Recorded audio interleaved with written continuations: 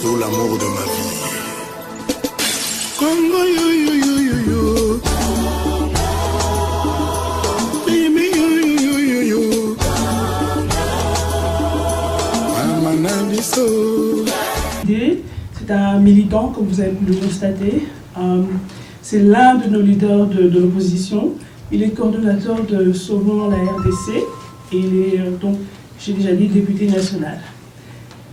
Il n'est pas venu seul, il y en a d'autres, mais ici nous avons aussi un autre député, membre de l'UDPS, M. Papi Nyongo. Il est député national de l'opposition. Donc, le député, l'honorable Martin Fayulu va nous expliquer un peu ce qui s'est passé le 19, le 20, et nous donner un peu l'état des lieux, et ensuite il y aura des questions-réponses. Ça va? Merci beaucoup à tous.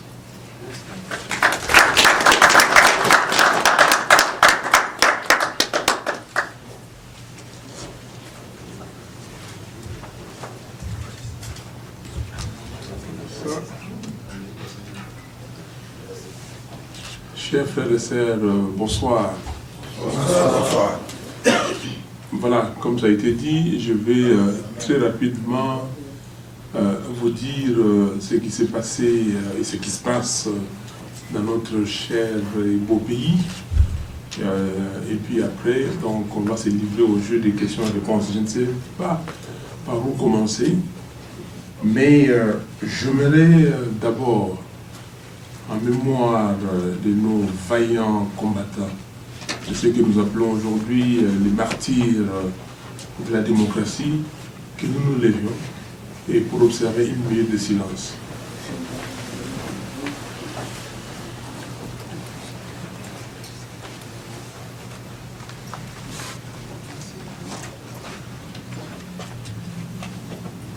Merci.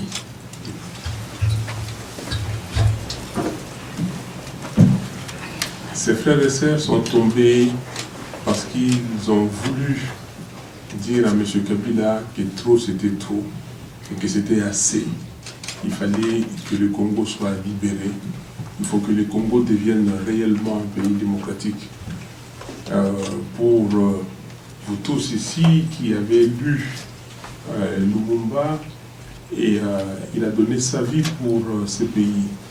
Il a toujours dit, et je me rappelle encore quand on lit Lumumba, il dit qu'il rêve un Congo et que le Congo sera demain le centre du rayonnement de l'Afrique tout entière. Et que le Congo libre, l'homme congolais libre, on verra de quoi il est capable. Je crois que nous sommes capables de beaucoup. Et j'aimerais dire aux frères et aux sœurs qui sont ici que nous sommes des enfants de Dieu. Et ce qui me guide dans ce que je fais, et c'est d'abord, je me considère, je sais que je suis un enfant de Dieu. Je suis né de nouveau, réellement né de nouveau. Et quand quelqu'un est né de nouveau, parce que je viens de passer quelques jours ici dans ce petit déjeuner de prière, et où les gens qui se rassemblent là-bas ont en partage Jésus-Christ. Quelqu'un qui est né de nouveau doit réellement changer. Et si vous ne changez pas, et vous avez confessé Romains 10, 9, que le Seigneur Jésus-Christ est Seigneur et Sauveur, et que vous n'avez pas changé, il faut reconsidérer ça et voir exactement ce qui se passe. Et j'aime aussi dans les Écritures lire 1 Pierre 4, 10. Et là on dit que comme des bons dispensateurs des diverses grâces, que chacun de nous mette au service des autres les dons qu'il a reçus de Dieu. Et je pense que nous tous ici, nous avons des dons que nous avons reçus et nous allons mettre ça au service. Nous devons mettre ça au service des autres. Nous sommes tous des envoyés de Dieu avec une mission bien précise chacun de nous. Et je me considère comme tel. Et c'est pour cela que j'ai dit, mon frère, ce que Dieu a mis en toi, moi, Fayulu, je ne peux pas enlever. Ce que Dieu a mis en moi, personne d'entre vous ici ne peut enlever. C'est pour cela que quand je mène ces combats politiques, je le mène réellement en tant qu'enfant de Dieu, sans penser à la mort, sans penser, parce que j'ai dit toujours, je vis des policiers comme ça, tirés. J'ai dit que je mourrai le jour où Dieu voudra. Et je ne crois pas à la mort physique et précoce. Je ne crois pas non plus. C'est pour ça que je mène ces combats librement. Librement et simplement pour remplir la mission que Dieu m'a confiée. J'ai fait cette remarque pour que les gens comprennent réellement la lutte que nous menons et où est-ce que nous trouvons notre source d'inspiration, où est-ce que nous trouvons notre motivation. Ce n'est pas dans les hommes. Ce n'est pas dans les hommes. Papi Nyango, mon collègue, est avec moi ici à l'Assemblée nationale. Et je le dis toujours, même quand je monte là-bas pour parler et que les gens crient, comme on dirait à Lingala, je dis que vous pouvez être tous là, même si vous êtes 499 contre moi, mais si je suis seul et que je sais que je suis avec Dieu, je suis majoritaire. Voilà, je voulais faire cette opening remarque.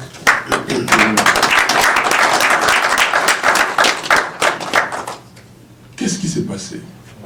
Ce qui s'est passé, c'est que c'est la lutte pour la démocratie.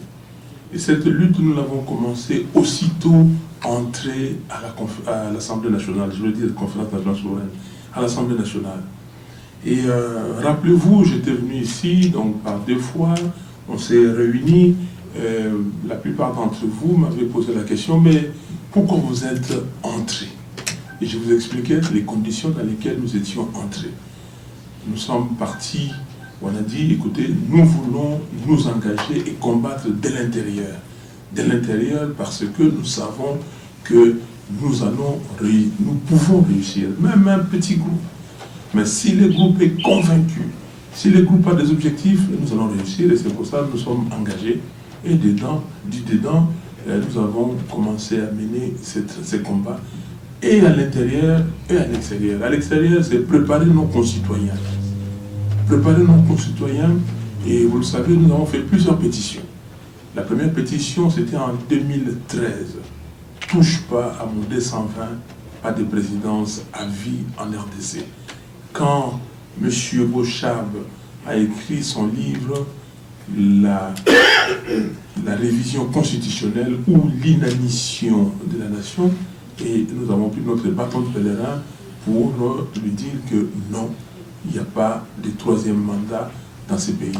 Déjà, le premier mandat, vous avez triché, le 2e mêmement, et le 3e, en tout cas, vous ne pouvez pas l'avoir. Et nous avons mené ces combats-là. Et je me rappelle encore, la mère Mende disait, oui, Fayoulou et ses amis, s'ils veulent prendre un bain de soleil dans les rues de Kinshasa, qu'ils le fassent, mais ça ne veut absolument rien dire. Mais nous avons tâté les pouces et nous avons senti et nous avons eu ce que la population, ce que le peuple congolais voulait réellement. Et après, cette campagne devait se terminer par un meeting le 1er septembre 2013 au Vélodrome de Kitambo. Et le meeting a été réprimé violemment. Nous avons eu des blessés, on doit le dire, on n'a pas eu de morts dans ce meeting, mais nous avons eu des blessés et beaucoup d'arrestations. Après, nous avons continué. Nous avons vu que Kabila multipliait les initiatives et ils avaient vraiment, comme vous dites ici en anglais, ils ont fait le scénario planning. Ils avaient plusieurs scénarios. Et en disant, bon, voilà, on va par essai et erreur. Si on avance tel scénario, ça ne marche pas, on amène d'autres. Et ainsi de suite. Alors on a vu qu'on a amené de nouveau Maloumalou. Et Maloumalou est venu avec des projets. Le premier en disant, voilà, je vais commencer les élections par les élections locales. Mais pour lui, les élections locales, c'était une façon de retarder, parce que les élections locales au Congo, je mets quiconque au défi, si on fait les élections, on organise les élections locales, ça sera fini pour 10 ans, on aura des troubles perpétuels au Congo. Parce que les élections locales ne sont pas des élections des partis politiques, ne sont pas des élections, comment dire, d'individus, mais ce sont des élections des familles. Parce que vous savez, j'ai fait un papier à cette époque, exactement le 20 janvier 2014. J'ai fait ce papier disant que à tous mes collègues, à tous les parlementaires, députés et sénateurs, quels étaient les risques d'avoir des élections locales au Congo. Donc j'ai discuté même avec des ambassadeurs, j'ai discuté avec beaucoup de gens. Nous avons mené une campagne contre les élections locales. Élections locales, un peu plus de 23 000 élus qui devaient sortir. 23 000 élus, vous savez combien de candidats on devait avoir. 23 000 élus, ils devaient être payés un peu moins de 300 millions de dollars par an, dans un pays qui n'a qu'un budget de 5 milliards. Parce que vous allez trouver 300 millions pour payer des gens qui ne vont pas travailler, il faut le dire, parce que nous avons les députés nationaux aujourd'hui, nous avons les sénateurs, nous avons les députés provinciaux qui, à mon sens, ne travaillent pas. Nous avons les gouvernements provinciaux et le travail qu'ils font. Prenez le gouvernement provincial de Kinshasa. Et j'ai toujours dit, prenez l'Assemblée provinciale de Kinshasa. J'étais moi-même membre de l'Assemblée provinciale de Kinshasa. J'ai dit, je préfère encore prendre ces ressources-là pour boucher ou combattre les érosions de Kinshasa. C'est devenu le clientélisme. Tous les députés provinciaux sont devenus des amis des gouverneurs. Et ils se font des droits de passe et on donne de l'argent par-ci, par-là. Et c'est l'argent des contribuables congolais. Donc, nous avons combattu cette affaire et nous avons dit élection des familles, parce que les gens vont être contents d'être élus. Prenez-nous tous ici dans nos villages, dans nos familles, parce que c'est l'affaire des familles, familles restreintes, c'est-à-dire vos parents, nos parents à nous. Ils sont nés avec leurs frères et sœurs. Ces frères et sœurs ont eu des enfants. Et sont ces enfants-là, ou les enfants des enfants, qui vont être candidats. Et quand ils seront candidats là-bas, il faut qu'ils soient élus, parce qu'il n'y a pas de travail au Congo. Et si dans ma lignée, quelqu'un est élu, il va sortir de l'argent pour nourrir la famille. Et si cette personne-là n'est pas élue, et si lui il considère qu'il était élu, donc il y aura des troubles. J'ai fait les enquêtes, je suis parti dans le Bas-Congo, dans les tribunaux. J'ai été voir les bourgmestres de Kinshasa et nous avons conclu que c'était dangereux et que les stratèges de Kabila avaient trouvé cette solution pour mettre le pays à feu et à sang. Et comme ça, lui, il devait glisser, rester là. Donc nous avons combattu cette affaire. Je suis venu ici, même aux États-Unis. J'ai vu l'envoyé spécial du président Obama, Ras Feingold. J'ai discuté avec lui de ses projets. Au Congo, à Kinshasa, nous avons discuté avec beaucoup de gens. Dieu merci, finalement, nous avons été entendus et tout le monde a compris que les élections locales, c'était très dangereux. Et après, ils ont développé d'autres initiatives. Ils ont commencé, je vais faire court, peut-être je répondrai dans des questions. Ils sont venus avec cette idée de nouveau, de changer la Constitution. Ils ne parlaient plus de réviser la Constitution, mais changer complètement la Constitution. En avançant l'argument du type, oui, le peuple souverain qui a voté la Constitution au référendum, ce peuple souverain peut lui-même aussi changer les constitutions. Donc, par ces faits, l'article 220 et tous les articles liés par le 220 tomberont d'eux-mêmes. Nous avons combattu, nous sommes venus ici le 4 août en marge du sommet USA-Afrique et vous avez suivi ce qui s'est passé, l'altercation que j'ai eue avec les membres du PPRD quand j'ai dit que Kabila n'a jamais été élu au Congo. Et j'insiste et je continue, même devant la tribune de l'Assemblée. Je dis qu'il n'a jamais été élu. Et voilà, mais maintenant j'ai été très content quand un des leurs, ou un ancien d'entre eux, Moïse Katumbi, a dit que voilà, il avait eu des pénaltys, irréguliers. Et en plus, ces pénaltys, il ne les a jamais convertis. Donc, et c'est ça la vérité. Kabila n'a jamais regardé la situation du Congo. Et là, j'étais très content quand lui-même, maintenant, a eu des problèmes avec Moïse Katumbi. Il va à Lubumbashi, il dit que voilà, les Katanga n'est pas développé. L'argent qu'on envoie, où est-ce que ça va? Voilà. Et quand nous nous disons qu'au Congo, il n'y a absolument rien, les gens s'étonnent. Donc, nous avons combattu le changement de la Constitution. Nous sommes répartis dans les rues de Kinshasa pour dire non. Et après, Malou revient encore avec ses tribulations, ses élucubrations, nous avons dit cette fois-ci, c'est Malou Malou qui doit partir, parce qu'il est un des instruments pour Kabila de demeurer au pouvoir. Et nous avons lancé la pétition Malou Malou dégage. Et cette pétition a fait un effet. Et nous sommes partis déposer les résultats de la pétition chez Malou Malou, il a refusé. Nous avons fait 3 tours là-bas, 3 fois de suite. Malou Malou n'a pas accepté de recevoir.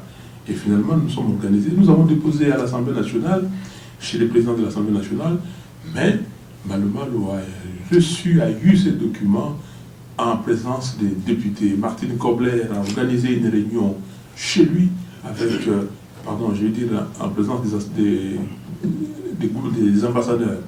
Martine Kobler, donc le représentant spécial du secrétaire général des Nations Unies, a organisé une réunion, une table ronde chez lui, et à cette occasion, nous avons amené, je lui ai dit que pourquoi vous refusez, de recevoir la pétition, les signatures de pétition. Et c'est confondu en excuses et tout ça. J'ai dit, bon, j'ai des pétitions ici, vous le recevez? Il dit oui, et on lui a remis. Malou Malou dégage. Et nous sommes allés plus loin, nous l'avons traduit en justice. Parce que nous sommes dans un pays pas sérieux. Si nous sommes dans un pays normal, moi je ne peux pas aller demain aux élections avec quelqu'un avec qui nous sommes devant les tribunaux. Nous avons traduit Malou Malou devant le parquet général de la République et nous avons été entendus, on a confirmé les charges, 5 d'entre nous, Jean-Bertrand Iwanga, mon co-coordonnateur de Sauvons la RDC, qui copie aujourd'hui en prison, et encore mon ami et co-coordonnateur encore de Sauvons la RDC, Christopher Ngoyi, qui lui est toujours introuvable depuis mercredi 21 janvier, après qu'on se soit ensemble, après qu'on a failli nous tuer à Mayemo. Je ne sais pas si vous connaissez l'incident de Mayemo, et on s'est séparés vers 18h, et à 21h, j'apprends qu'il a été enlevé. Et Colosso, aussi, membre du RCDN de Moussa-Niamoussi, qui a signé, un membre de l'UDEMO. Nous avons signé, confirmé les charges. La pétition, la plainte a été signée par plus de 60 partis politiques. Pour confirmer, nous avons confirmé à 5. Et jusqu'aujourd'hui, la plainte est sans suite. Voici, nous avons fait beaucoup de choses jusqu'à arriver à la dernière initiative que nous avons mis en place. On a appelé Peuple congolais, l'heure a sonné, réveille-toi. Et nous avons été dans les rues de Kinshasa pour distribuer en plein soleil, et nous avons eu des désagréments, des arrestations. Le professeur Kaleli, qui avec moi a été arrêté, mis au cachot à Kankokolo. Jean-Félix Senga, notre secrétaire exécutif de Force Acquise au Changement, a été arrêté chez, comment il s'appelle, Kanyama. Et nous avons, le peuple a compris. Et après, nous nous sommes dit, au niveau des Sauvons la RDC, nous devons aller plus loin. Nous devons expliquer au peuple, parce que ces gens-là continuent à multiplier des initiatives, et la dernière en date, c'est l'ONIP. ONIP, Office national d'identification des populations. Ils ont créé l'ONIP, toujours, et ils disent que l'ONIP va faire le recensement qu'ils ont appelé recensement administratif. J'ai toujours demandé à ces gens-là de m'expliquer ce que c'était le recensement administratif qu'ils allaient faire, mais ils n'ont jamais eu d'explication. Mais M. Mouyej, il était ministre de l'Intérieur, il a dit ceci, nous devons rétablir l'état civil. Il va plus loin, il définit l'état civil. Il dit l'état civil, c'est la carte d'identité. C'est ce que nous appelions avant la carte aux citoyens. L'état civil, il dit que c'est le passeport. L'état civil, c'est le permis de conduire. J'ai dit, mais écoutez, c'est ça l'état civil? Est-ce que vous n'avez pas dans nos différentes communes, dans les maisons communales, un bureau écrit Office de l'état civil? Est-ce que l'état civil, c'est tout ça? L'état civil, ce n'est pas l'acte de naissance ou le certificat que vous allez chercher. L'état civil, ce n'est pas l'acte de mariage. L'état civil, ce n'est pas l'acte de décès. Alors, nous avons compris. On a fait des recherches. nous avons trouvé que le NIP a été créé exactement le 31 décembre 2011, c'est-à-dire 12 jours après la prestation de serment de M. Kabila, les derniers jours de l'année. Nous sommes allés plus loin, on dit, mais écoutez, pourquoi le NIP doit faire des recensements? Et nous avons compris que M. Mouzito, Premier ministre de son État, avait signé en août 2009 un décret prescrivant les recensements. Il y a même des pays qui ont donné des dons de chips et tout ça. Ça fait plus de 5 ans que M. Mouzito avait signé ce décret et il n'y a jamais eu de recensement. Même à l'Assemblée nationale, pas plus jusqu'à l'appel, on a eu un séminaire où le ministre du Plan qui avait remplacé Kamitatou, Vunabandi, je crois, est venu avec le patron du Fonds des Nations Unies pour la population pour expliquer les bien fondés des recensements. Et ça fait plus de 5 ans qu'on a signé ce décret, pas de recensement. Nous sommes allés plus loin.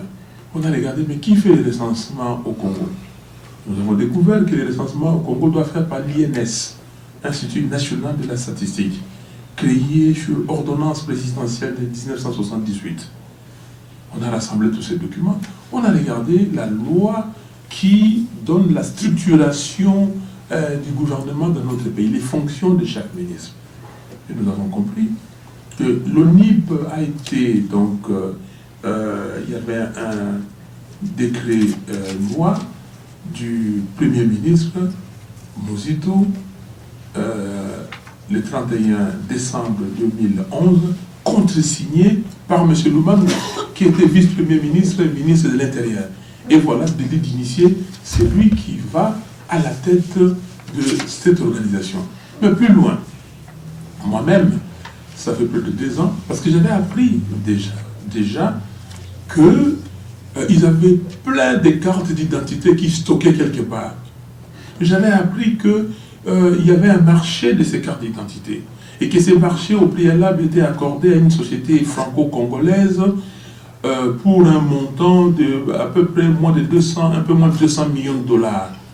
Mais que ces marchés a été réouvert, on a réouvert les marchés adjugés, a été réouvert, comment dire, au niveau de l'office qui donne des marchés au Congo, pour finalement donner les marchés à une société chinoise qui s'appelle Huawei, un marché de 400 millions de dollars.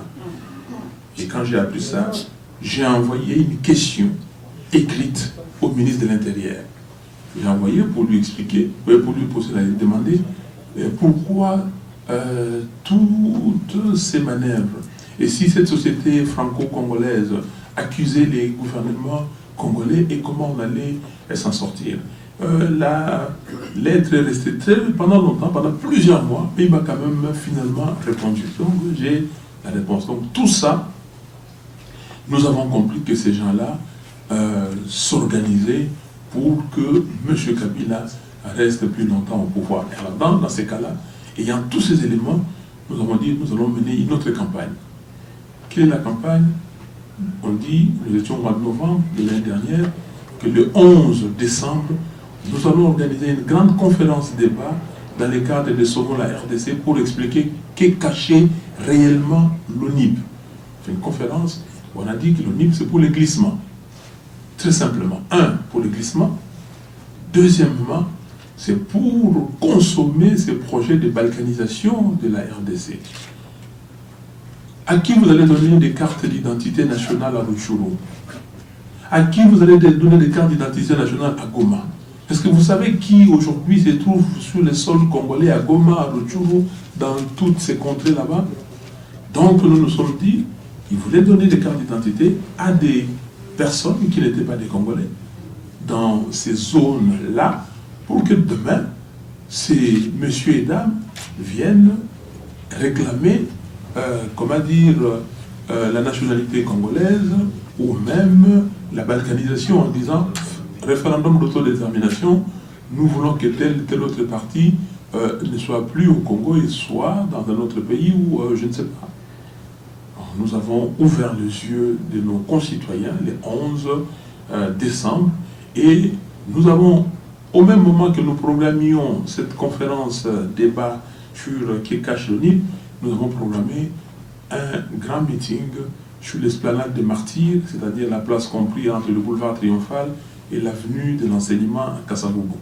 Donc le meeting pour dire non, un, au changement de la Constitution ou à la révision de la Constitution, deux, non au changement ou à la révision de la loi électorale, trois, non à l'ONIP et au recensement, quatre, oui à la démocratie. Donc nous avons préparé les meetings et nous savons, vous avez vu certainement dans les images, et les meetings ont été réprimés terriblement. Et moi-même, regarde, mes yeux sont très rouges parce qu'on m'a aspergé des gaz lacrymogènes et j'ai dit à ces messieurs, faites ce que vous voulez, je ne partirai pas d'ici. Il y a un journaliste qui était à côté de moi qui filmait tout, il a reçu une baïonnette et il y avait des dames derrière, on a tiré dessus, il y a eu beaucoup de dégâts et à la fin, les gars qui étaient avec moi, mais les jeunes gens, ils m'ont soulevé, ils m'ont pris, vous avez certainement vu ça. Donc, ça a commencé là. Et finalement, au niveau de l'Assemblée nationale, on a organisé une session, on a appelé une session extraordinaire. Et nous nous sommes réunis au niveau de tous les députés de l'opposition, se disant que nous n'allons pas assister à une seule plénière qui aura pour objet de discuter de la loi électorale. La loi électorale, pourquoi? Comme ils ont fait toutes ces manœuvres, toutes ces élucubrations, ils voyaient qu'ils ne passaient pas.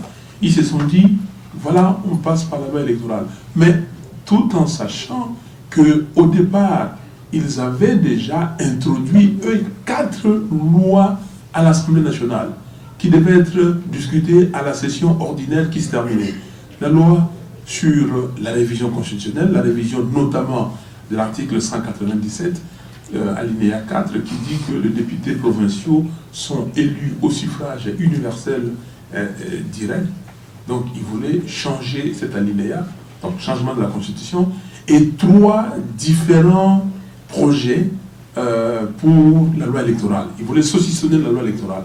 Et dans la campagne que nous avons menée, peuple congolais leur a sonné « Réveille-toi », nous leur avons demandé de retirer ces 4 lois. Ils ont retiré les lois. Et comme ils ont retiré les lois, ils se sont rendus compte que notre collègue Délice Sanga avait en son temps, en 2012, introduit aussi une proposition de révision de loi électorale. Ils se sont servis de ça pour dire, voilà, il faut réviser la loi électorale, on reprend la loi de Délice Sanga.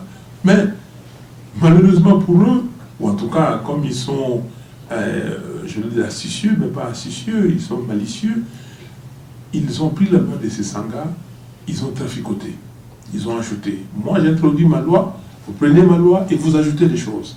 Et Délice Sanga, voyant ça, il a dit que non, cette loi n'est plus ma loi. La loi a été touchée, donc je retire ma loi.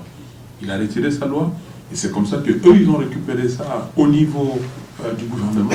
Ils ont fait un projet de loi, et la loi du sang, qui a été contestée. Et nous, par ces faits, nous avons dit qu'on n'assisterait pas à de plénières qui auront pour objet la discussion de cette loi. Et nous avons fait des déclarations, et nous sommes sortis. Et nous sommes organisés. Et nous sommes organisés. Alors, comme ils se sont précipités, ils ont dit que le 12 janvier, et c'est le jour où ils vont commencer la discussion de cette loi. Et nous sommes dit, tous les députés, le 12 janvier, députés de l'opposition, et même tout autre député qui pense que cette loi, va retarder le pays, parce qu'il y en a beaucoup au sein de kabylistes, ou en tout cas de cette majorité factice, il y a beaucoup qui sont contre cette loi, ou qui étaient contre cette loi. Alors nous nous sommes organisés et nous sommes venus à l'Assemblée. La semaine donc, qui a précédé, nous avons fait cette déclaration donc, des députés, et le 12, nous nous sommes organisés toujours là où il y a nos partis politiques, donc l'avenue de l'enseignement. On a amené du monde, des militants, pour nous accompagner au Palais du Peuple. Et arrivé là-bas, toujours répression. répression. On s'est dit, bon, écoutez, ils ont réprimé, mais nous allons quand même aller. Nous sommes allés au palais du peuple et nous avons fait cette séance des sifflets, et vous avez vu. Et après, nous sommes organisés, on a dit, bon, on attend, on signe des déclarations. Nous disons au peuple, les jours où on va maintenant convoquer la plénière pour discuter sérieusement, où M. Bouchab va revenir ou va commencer, il faut être là. Les gens sont venus, nous étions nombreux, on a dérangé, mais eux aussi, ils sont passés par la force. Alors, nous sommes dit, bon, là, c'est fini, il faut maintenant mettre la population dans les rues et partout.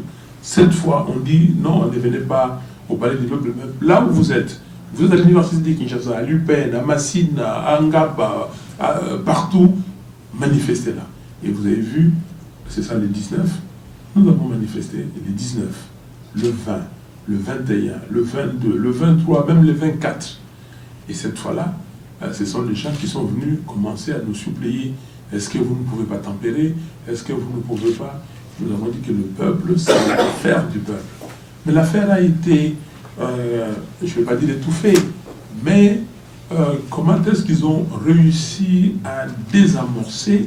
Parce que nous avons communiqué, le peuple a besoin de clichés, le peuple a besoin de spots. On dit au peuple, voilà, ces gens-là ont mis en place le recensement. Le recensement comme condition préalable pour les élections. Or, nous nous disons que Kabila doit partir par tous les moyens. S'il peut partir avant, tant mieux. Mais le 19 septembre 2016, nous devons avoir à tout prix, selon la Constitution et l'article 73 de la Constitution, des élections, et ces élections, M. Kabila ne se présentera pas.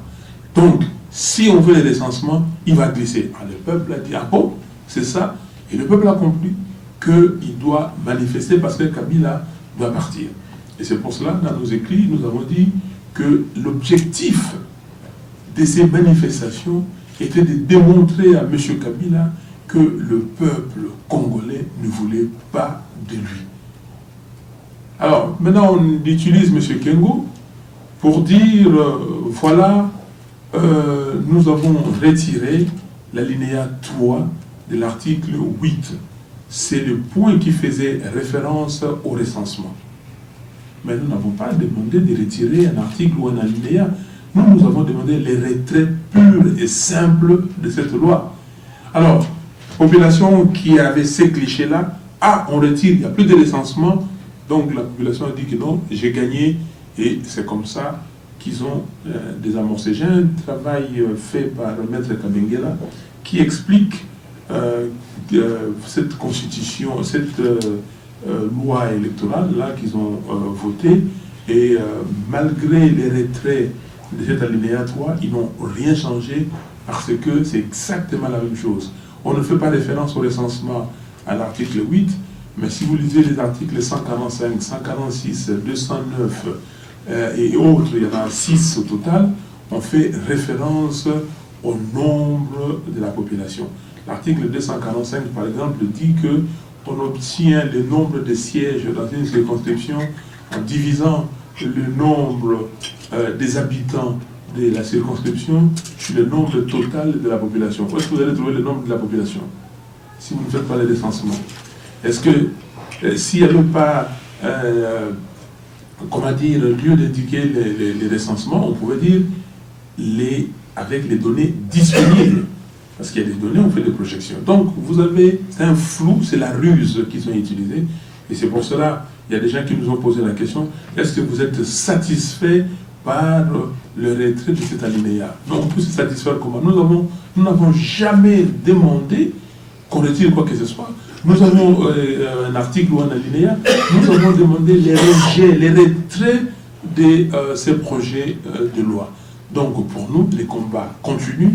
Et je suis intervenu dernièrement lors des assises de la société civile. Ils ont organisé un forum et je me suis penché uniquement sur ces articles-là et sur l'article 237 terre de cette loi pour dire que c'était la ruse. Voilà, chers amis, comme ce qui s'est passé, et dans ce qui s'est passé, nous étions dans les rues, en tout cas nous à Kinshasa, il y en a d'autres qui étaient à Goma, à Lubumbashi, même à Mbandaka, à Bukavu, nous étions dans les rues. Et dans les rues, le peuple était là, les mamans. Moi j'ai vécu des mamans qui se collaient à moi, papa, navana na mpinza.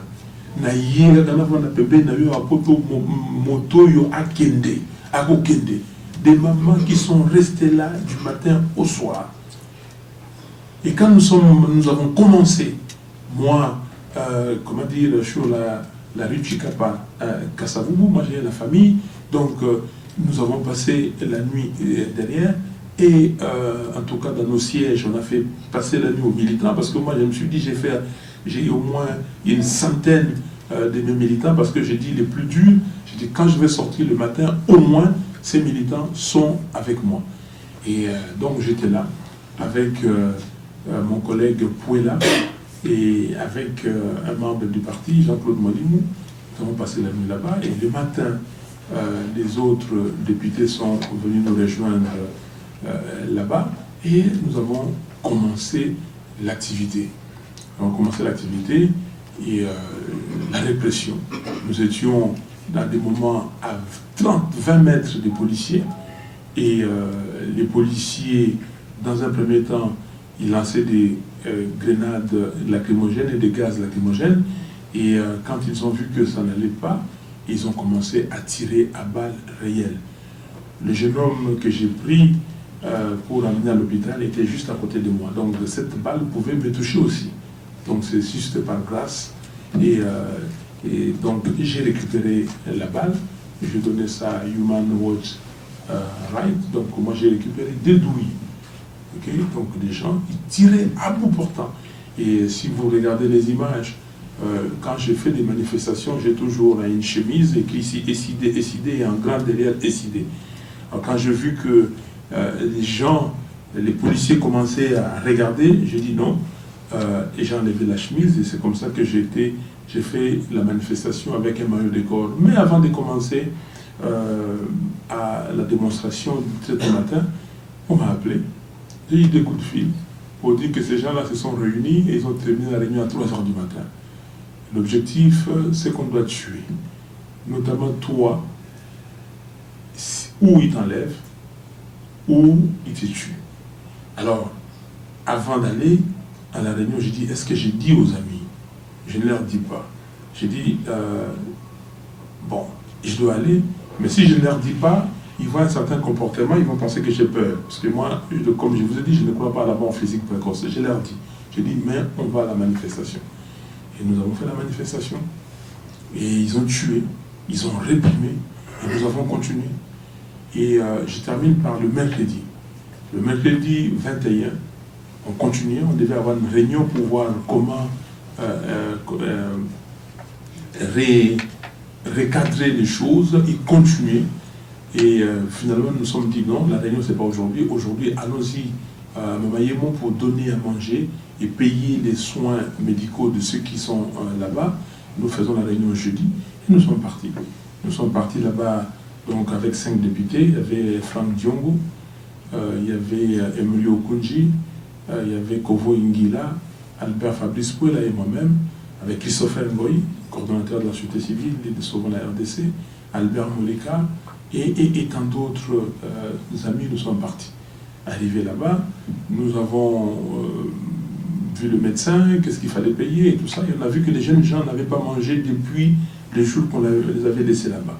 Nous sommes sortis pour payer à manger, et quand nous sommes revenus, on a dit, voilà, il y a des policiers, des militaires ici, femmes, qui sont entrés pour menacer et les enfants et les familles qui les gardaient. Et nous sommes arrivés, mes collègues, notamment Ingila et Okunji, ils sont partis s'enquérir de la situation. Ils ont vu la dame garde républicaine. Ils ont commencé à dire à cette dame, écoutez, montrez-nous votre sac. Prenez le sac et voir la dame avec 2 pièces d'identité de la garde républicaine. Je dis, mais comment? On commence à discuter. Et moi, j'arrive, la dame, une autre dame garde républicaine vient et dit, non, non, honorable, moi je vous connais, venez, je vais vous dire comment vous êtes infiltré. Ok? On s'avance. Pendant qu'on s'avançait, on voit une douzaine, une meute des gens en civil, mais des militaires. Ils commencent à nous insulter comme des poissons pourris. Mais vous allez voir, on va vous tuer ici. Et puis les gars font comme ça, mais ils n'étaient pas armés, en civil. Ils disent, posez là. Ils appellent les renforts. Quand ils appellent les renforts, je comprends ça. Mon collègue Okunji veut discuter parce qu'il nous insultait et il ne pouvait pas accepter ces insultes. J'ai dit non, on se calme, nous sommes dans l'hôpital, on sort.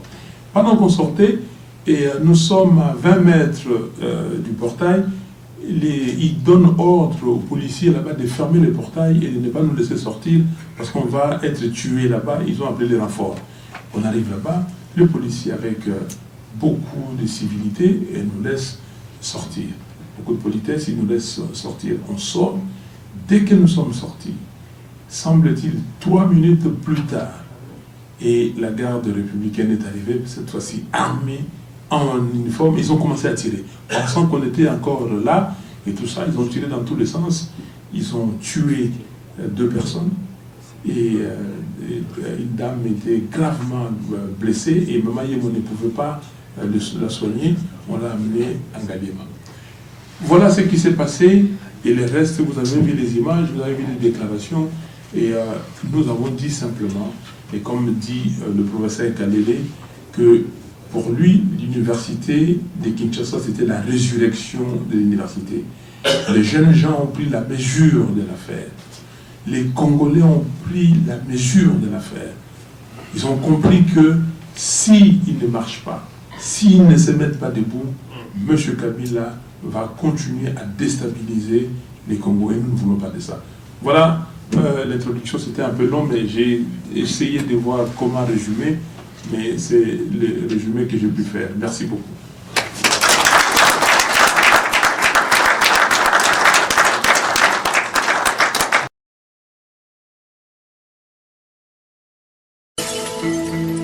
Congo, sous l'amour de ma vie. Congo,